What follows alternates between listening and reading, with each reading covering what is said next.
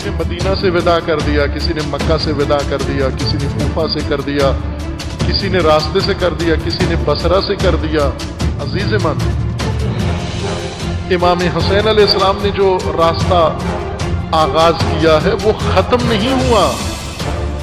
وہ شام غریب شہادت حسین پہ ختم نہیں ہو جاتا، وہ شام غریبہ پہ اختتام پذیر نہیں ہو جاتا۔ امام حسین علیہ السلام نے جو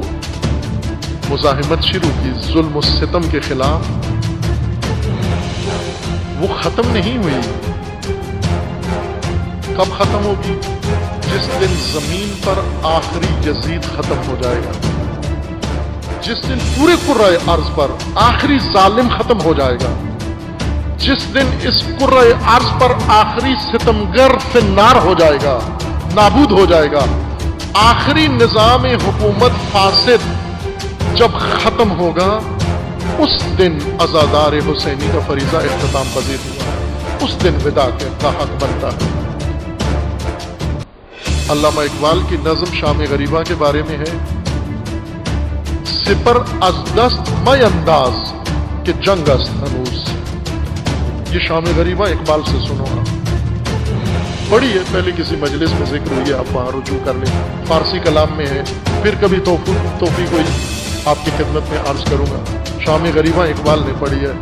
مومن کے لیے، انسان کے لیے، مجاہد کے لیے، سپر از دست مئی انداز،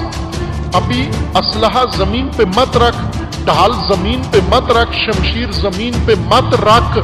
کہ جنگ است ہنوز، کہ ابھی یہ جنگ جاری ہے، ابھی یہ راستہ آگے جانا ہے، ابھی نسل یزیدیت باقی ہے، ابھی ستمگر باقی ہیں، ابھی ظلم باقی ہے، ابھی ظالم باقی ہیں، ابھی امامت کا نظام کا قیام باقی ہے، ابھی ولایت کے پرچم کو دنیا پر لہرانا باقی ہے، ابھی عدالت کے نظام اور اللہ کے نظام کا قیام باقی ہے، رسول اللہ کے نظام کا قیام باقی ہے۔ تو کس کو ودا کر کے جا رہا ہے؟